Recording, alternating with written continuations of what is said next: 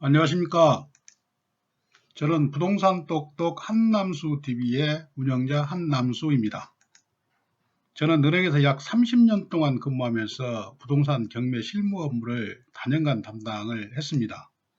앞으로 저의 이러한 현장 경험을 많은 강의를 통해서 여러분들께 알기 쉽게 전달해 드리겠습니다.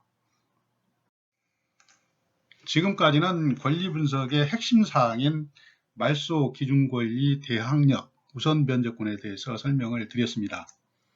이번 회차에도 역시 아주 중요한 개념인 최우선 변제권에 대해서 공부를 하겠습니다. 계속해서 이 강의를 시청하시면 여러분들의 권리 분석 실력을 향상하는 데 많은 도움이 될 것으로 확신을 합니다. 시작하시기 전에 구독이나 좋아요, 종 버튼을 먼저 누르시고 시작하시면 머리가 아주 맑은 상태에서 공부를 하실 수가 있습니다. 그러면 지금부터 본격적으로 소액임차인의 최우선 변제권에 대해서 설명을 드리겠습니다. 이런 순서대로 강의를 진행하겠습니다. 첫 번째, 최우선 변제권의 개념.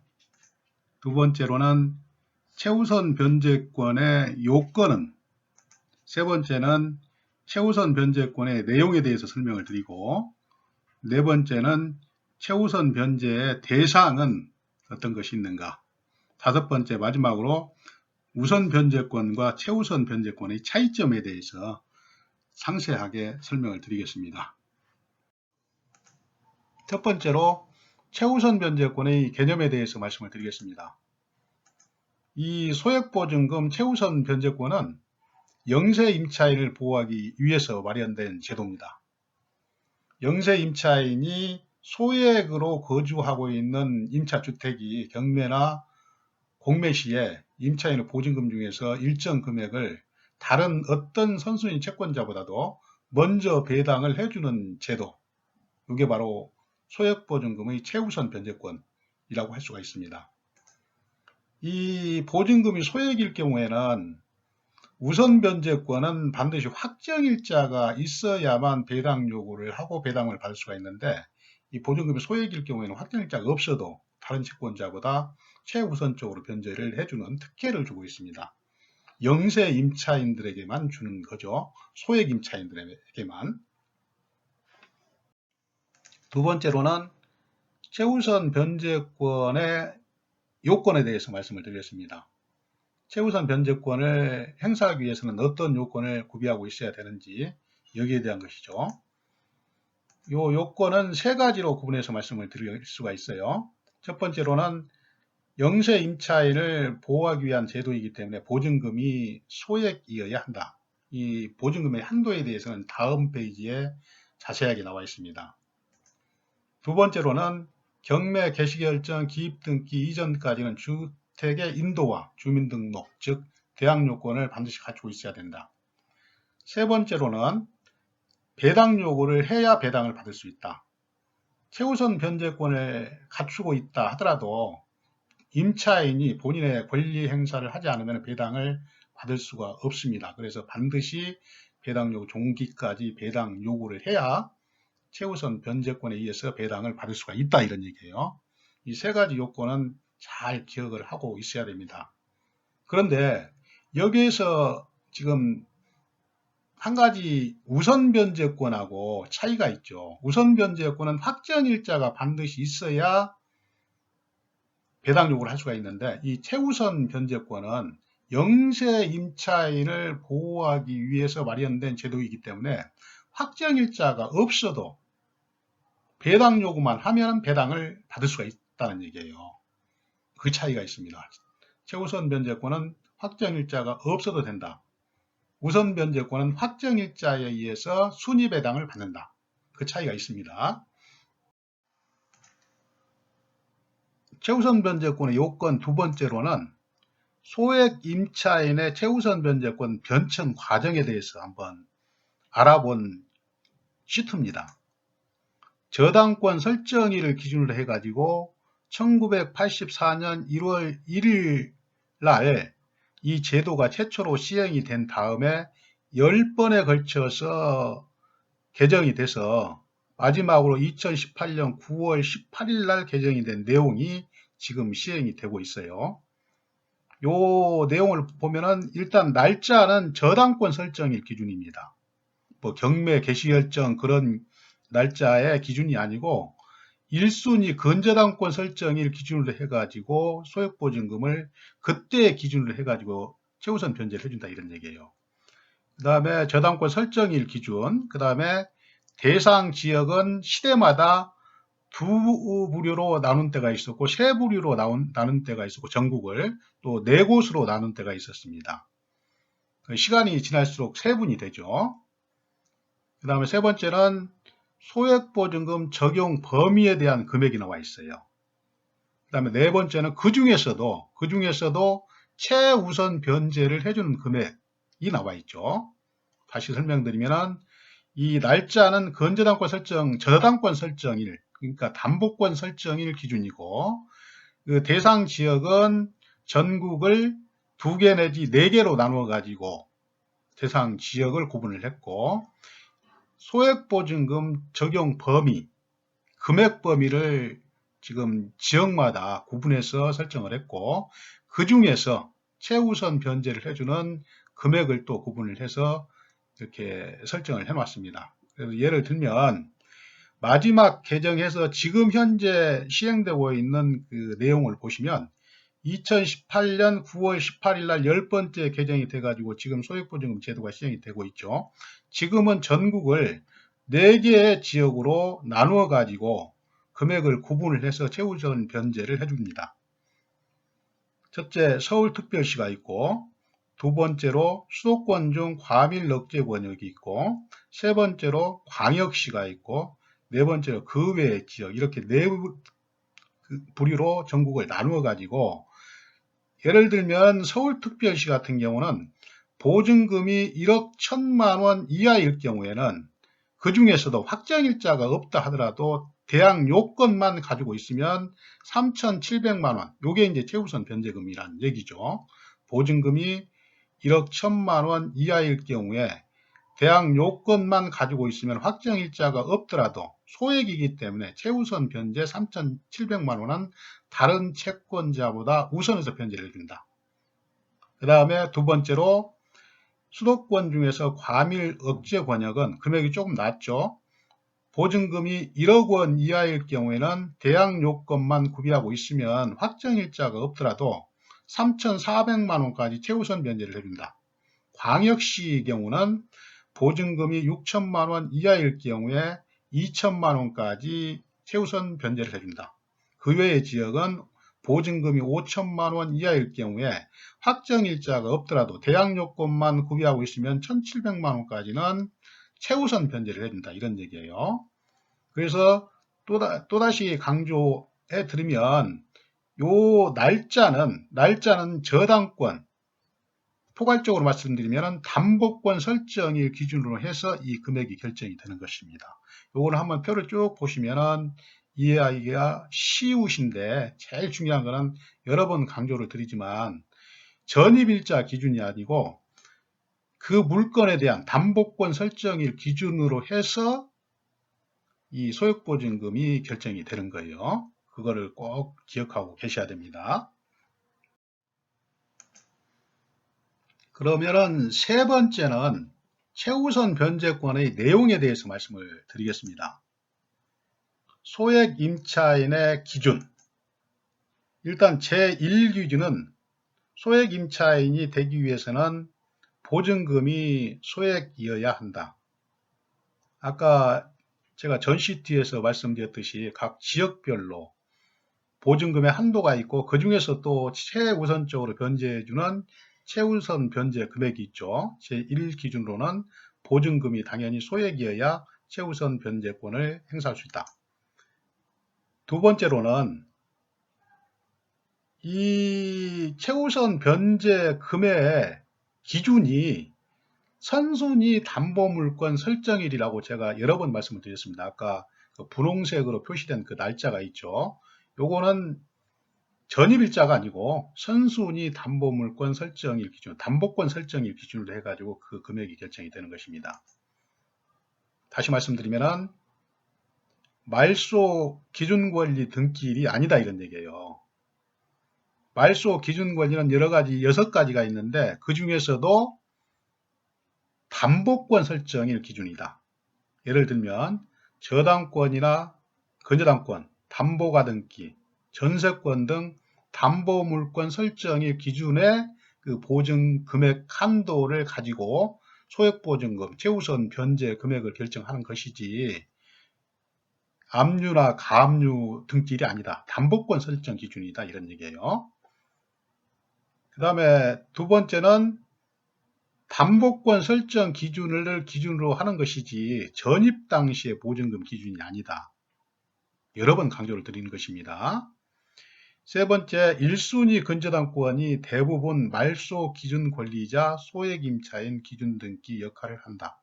대부분 건저당권, 1순위 건저당권 설정일 그때의 기준으로 해가지고 소액임차인 또 최우선 변제 금액을 결정을 하게 됩니다. 그게 대부분 거의 한 99%는 1순위 건저당권이 그 날짜가 설정 일자가 소액보증금을 결정하는 그 기준이 되는 날짜죠. 최우선 변제권의 내용 중에서 두 번째로 소액임차인이 우선 변제권을 겸유한 경우에 소액임차인은 어떤 권리 행사를 할 수 있는지, 우선 변제권을 가지고 있다는 얘기는 당연히 확정일자가 있다는 얘기죠. 우선 변제권하고 확정일자는 똑같은 개념이에요. 우선 변제권을 행사하기 위해서는 반드시 확정일자가 있어야 우선 변제권을 행사할 수 있다.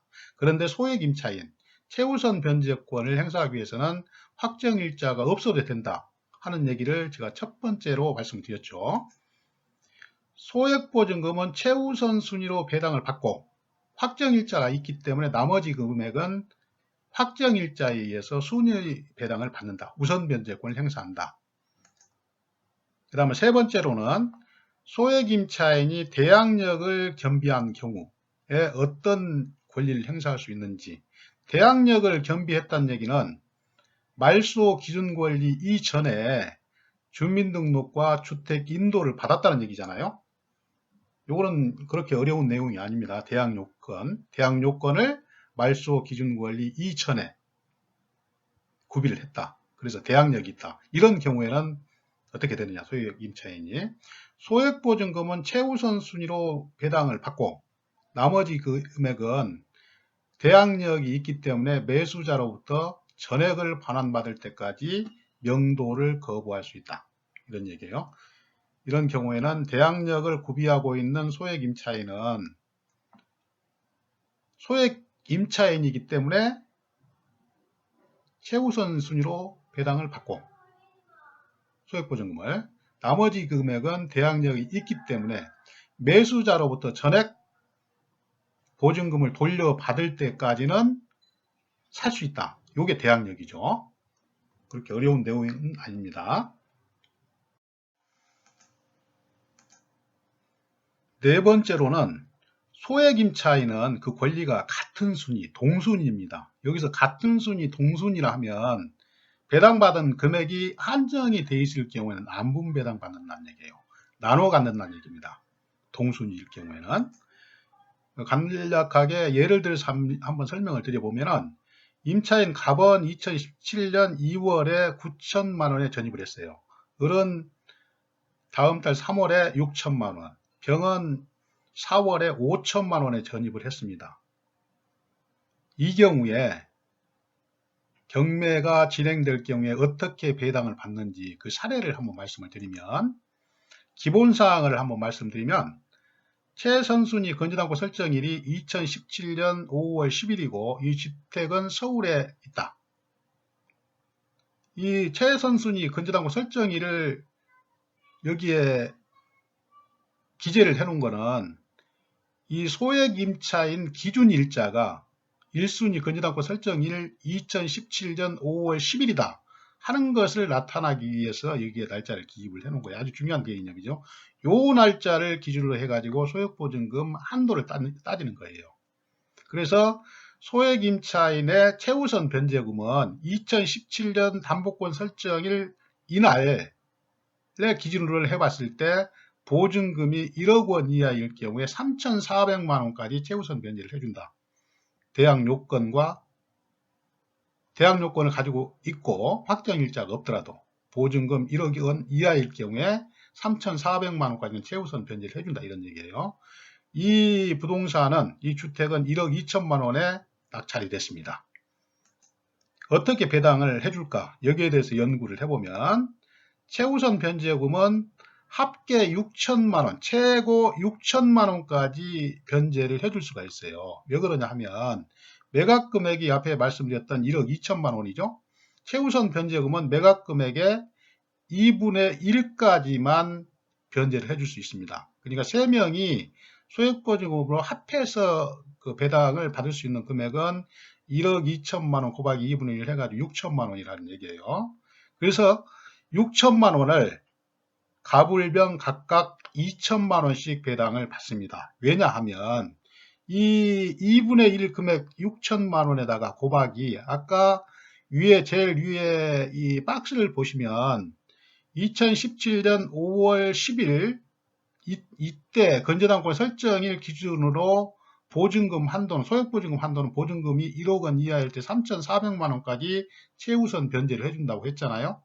그러면은 요 2017년 5월 10일 현재 이 보증금이 다 1억 원 이하 소액보증금 한도에 포함이 되어 있고 그렇기 때문에 이때 9천만 원일 경우에 보증금을 3,400만 원까지 최우선 변제를 해주죠. 똑같이 다 3,400만 원까지 변제를 해주기 때문에 이 6천만 원을 3분의 1로 나눠야 된다 이런 얘기예요. 그래서 6천만 원 곱하기 3분의 1 하면 각각 2천만 원씩 이렇게 배당을 받는 겁니다.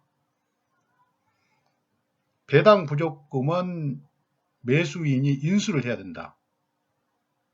왜 그러냐면 이 1순위 건재당권 설정일이 2017년 5월 10일이고 임차인 갑을병 모두가 다 말소 기준 권리인 건재당권 설정일 2017년 5월 10일보다 먼저 전입이 됐고 대항 요건을 갖추었기 때문에 뭐가 있어요? 대항력이 있다 이런 얘기죠. 그래서 임차인 갑은 9천만 원 중에서 2천만 원 배당받고 7천만 원은 매수인이 인수를 해야 되고 임차인 을은 자기의 보증금 6천만 원 중에서 최우선 변제 2천만 원을 받고 나머지 4천만 원은 매수인이 인수. 그 다음에 병은 5천만 원 중에서 최우선 변제금 2천만 원 받고 나머지 3천만 원은 매수인이 인수해야 된다. 이런 경우에요. 그래서 매수인은 총 1억 4천만 원을 인수를 해야 됩니다. 왜냐하면 보증금 합계가 아까 1억 5천이죠. 2억이죠. 9천, 6천, 5천 해가지고 2억에서 최우선 변제를 해서 각각 2천만 원씩 임차인들이 6천만 원을 배당을 받았어요. 그래서 나머지는 1억 4천은 1억 4천만 원은 매수인이 인수를 해야 된다 이런 얘기예요. 그래서 총 이 매수인은 부담할 금액이 매각 금액 1억 2천하고 보증금 인수금액 1억 4천하고 해서 2억 6천만 원의 부동산을 샀다 이런 얘기예요. 무슨 얘기인지 알겠죠? 이 쭉 내용을 보시면 제일 중요한 게 소액보증금 결정 기준 일자는 1순위 건재당권 설정 일자. 그때 보증금하고 소액보증금 최우선 변제 금액이 얼마인지 요거를 일단 알아내야 되고 두 번째로는 이 소액보증금은 전체 매각금액에서 2분의 1 범위 내에서만 배당을 해주고 이 건에 대해서는 임차인들이 말소 기준관리인 1순위 건재당권 설정일보다 먼저 전입을 했기 때문에 대항력이 있다. 그래서 소액보증금 중에서 최우선 변제금을 배당을 받고 배당받지 못한 금액은 매수인이 인수를 해야 된다. 이런 내용을 쭉 설명을 해 놓은 것입니다. 다시 한번 보시면 어렵지 않게 이해를 할 수가 있어요. 다섯 번째는 보증금의 증감이 있는 경우에는 소액 임차인을 어떻게 판단을 하는 건지 여기에 대해서 말씀을 드리면 임대차 기간 동안에 보증금의 증감 변동이 있는 경우에는 소액임차인 여부의 판단 시점은 배당 요구를 할 때 소액임차인에 해당이 되는지 안 되는지 배당 요구 시점을 기준으로 판단한다 이런 얘기예요. 무슨 얘기냐 하면은 전입 당시에는 보증금이 적어서 소액보증금에 해당이 됐어요. 그때 1순위 건전당권 설정일 기준으로 봤을 때 소액이어서 소액보증금에 해당이 돼서 최우선 변제권이 있었으나 갱신할 경우에는 보통 이제 2년이나 3년 이렇게 되기 때문에 갱신할 경우는 일반적으로 증액이 되죠. 그래서 증액돼 가지고 경매가 진행될 당시에, 그러니까 다시 말해서 배당 요구 시점에는 소액보증금 한도를 초과했다. 그러면은 최우선 변제를 받을 수가 없는 거죠. 배당 요구 시점에 소액보증금의 금액에 해당이 되는지 안 되는지 이게 중요한 겁니다. 여섯 번째는 대항 요건은 언제까지 구비를 해야 되는 건지, 그리고 또 언제까지 유지를 해야 되는 건지 여기에 대한 말씀입니다. 대항 요건은 경매 개시결정 기입 등기 이전까지 구비를 해야 되고 배당 요구 종기까지 계속해서 유지를 해야 된다. 이 소액보증금의 최우선 변제권 행사를 하려면 경매 개시결정 기입 등기 이전까지 대항 요건, 그러니까 주민등록과 주택의 전입, 또 주택의 인도를 경매 개시결정 기입 등기 이전까지 해야 되고 요 사실을 배당 요구 종기까지는 계속해서 유지하고 있어야 최우선 변제권을 행사할 수 있고 배당을 받을 수가 있다 이런 얘기죠. 지금 이제 많이 진행이 됐습니다. 네 번째로는 최우선 변제의 대상에 대해서 설명을 드리겠습니다. 여기는 두 가지로 구분을 해서 말씀을 드립니다. 원래 건전당권 설정 당시부터 대지와 건물 두 개 모두 존재하고 있는 경우하고 건전당권 설정 당시에는 대지만 있었고 이 대지에 건전당권 설정한 다음에 건물이 신축된 경우에 이 두 가지의 경우에 배당이 어떻게 되느냐 이런 문제입니다. 첫 번째로는 그 대지만의 매각대금에서 최우선 변제를 받을 수가 있는지 여기에 대한 문제입니다. 아까 말씀드렸듯이 대지와 건물이 있었는데 그 대지 건물의 소유자가 동일한 경우에는 대지만의 매각대금에서 최우선 변제를 받을 수 있다. 대지와 건물의 소유자가 동일할 경우에 대지만 경매가 진행이 돼가지고 배당을 할 경우에 주택에 임차로 살고 있는 임차인이 소액보증금에 해당이 될 경우에는 대지만의 매각대금에서 소액보증금을 받을 수 있다. 이런 얘기고, 두 번째로는 대지와 주택이 따로 경매가 진행되는 경우에도 주택이 임차인이 대지의 매각대금에서 소액보증금을 변제받을 수 있다. 그리고 또 거기에서 부족된 금액은 주택에서 따로 소액보증금을 마저 변제받을 수 있다 이런 얘기죠. 그 다음에 대지의 저당권이 설정될 당시에는 건축이 없었는데 건물이 없었는데 그 다음에 저당권이 설정되고 난 다음에 건축이 됐고 또 대지하고 건물이 일괄 경매되는 경우에는 어떻게 되느냐. 그럴 때는 최우선 변제권이나 우선 변제권이 없습니다. 대지에 대한 저당권 설정 당시에 이미 지상 건물이 있어야만 대지의 매각대금에서 우선 변제권이나 최우선 변제권을 행사할 수가 있지, 대지의 건전당권 설정할 당시에 건물이 없었을 경우에는 이 대지의 건전당권 설정한 건전당권자가 그 다음에 신축된 지상 건물의 임차인에까지 배당을 해주면 이 대지의 건전당권자는 불측의 손해를 볼 수 있기 때문에 이런 경우에는 건물의 임차인한테 우선 변제나 최우선 변제를 해주지 않습니다. 요거는 그 한번 이치를 생각해 보시면 크게 어렵지 않게 이해를 할 수 있을 것입니다. 그러니까 다시 한번 요약을 해드리면 건전당권 설정 당시부터 대지하고 건물이 존재했을 경우에는 이 대지만 저당권이 실행이 돼가지고 경매가 되든 아니면 대지하고 건물하고 따로따로 이렇게 저당권이 실행이 되든 아니면 또 같이 실행이 되든 간에 주택의 임차인은 대지의 매각대금에서 최우선 변제나 우선 변제권을 행사할 수가 있다. 그런데 대지의 저당권이 설정된 다음에 건물이 신축될 경우에는 이런 사람들한테까지 최우선 변제나 우선 변제를 해주면 대지의 저당권자가 불측의 손해를 입을 수 있는 우려가 있기 때문에 이런 경우에는 임차인한테 배당을 안 해준다. 이런 얘기입니다. 그 다음에 세 번째 말씀을 드리면 요 사항은 아마 전차 강의인 우선변제권의 내용에서도 설명을 드린 기억이 있습니다. 토지 건물의 경매 신청 후 진행이 되다가 어떤 사유에 의해서 건물만 취하되고 토지만 계속해서 경매가 진행이 된 경우에는 건물 임차인은 대지의 낙찰대금에서도 최우선 변제권을 행사할 수 있다. 이런 얘기죠. 그 다음에 네 번째는 미등기 주택 소액 임차인이 대지만의 경매에서 최우선 변제권을 받을 수 있는지.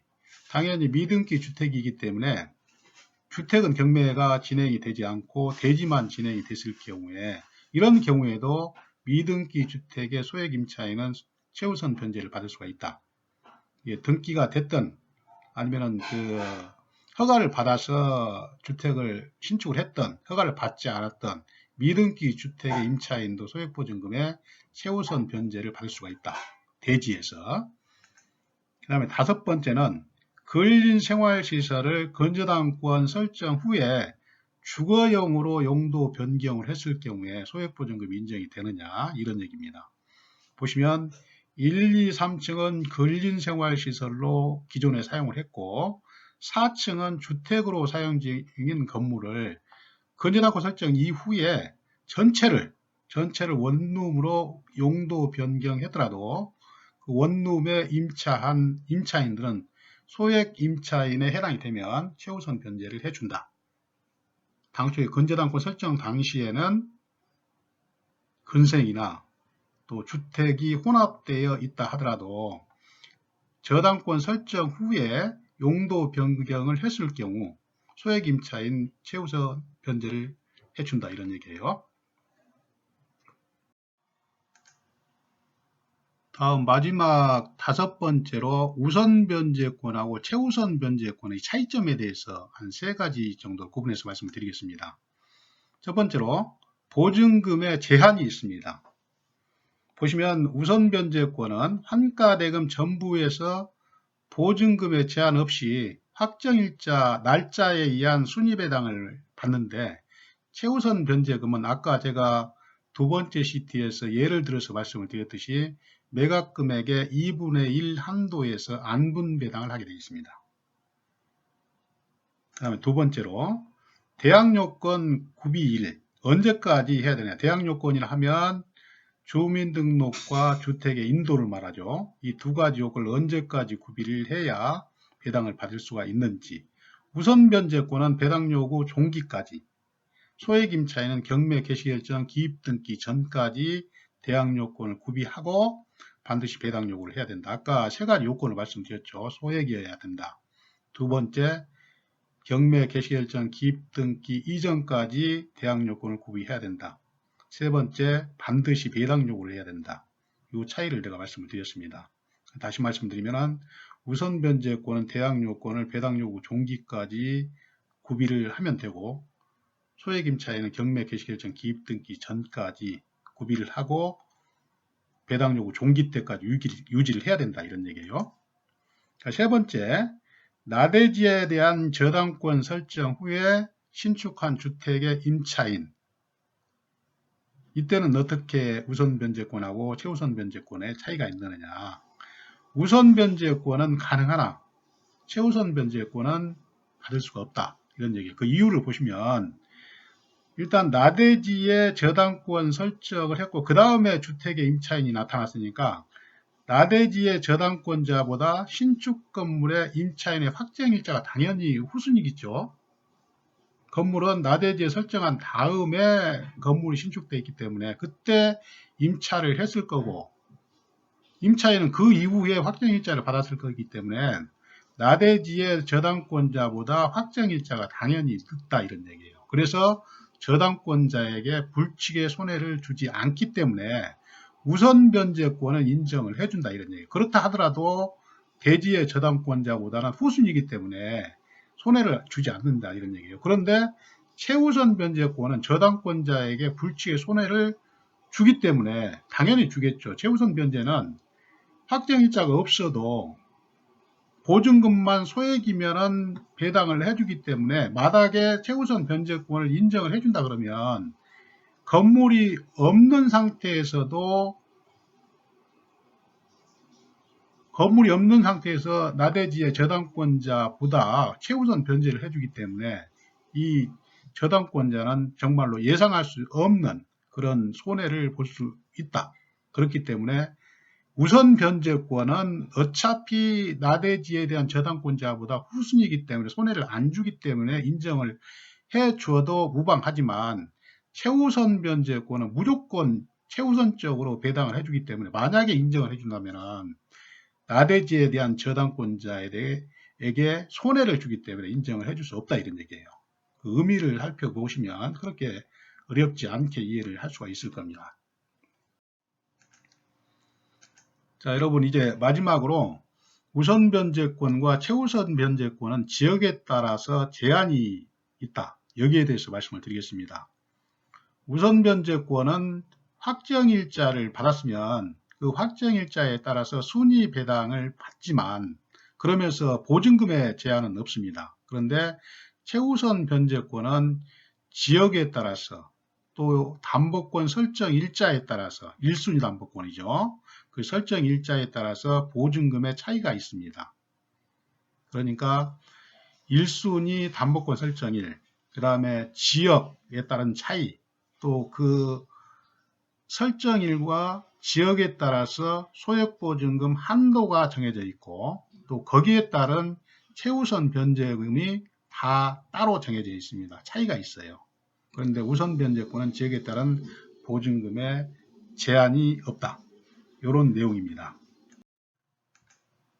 자, 여러분, 지금까지 소액보증금에 대해서 말씀을 드렸습니다. 도움이 되셨는지 모르겠습니다. 끝까지 시청해 주셔서 진심으로 감사드립니다. 다음에는 가장임차인 식별 요령을 가지고 여러분을 찾아뵙겠습니다. 저는 언제나 여러분들을 위해서 최선을 다하겠습니다.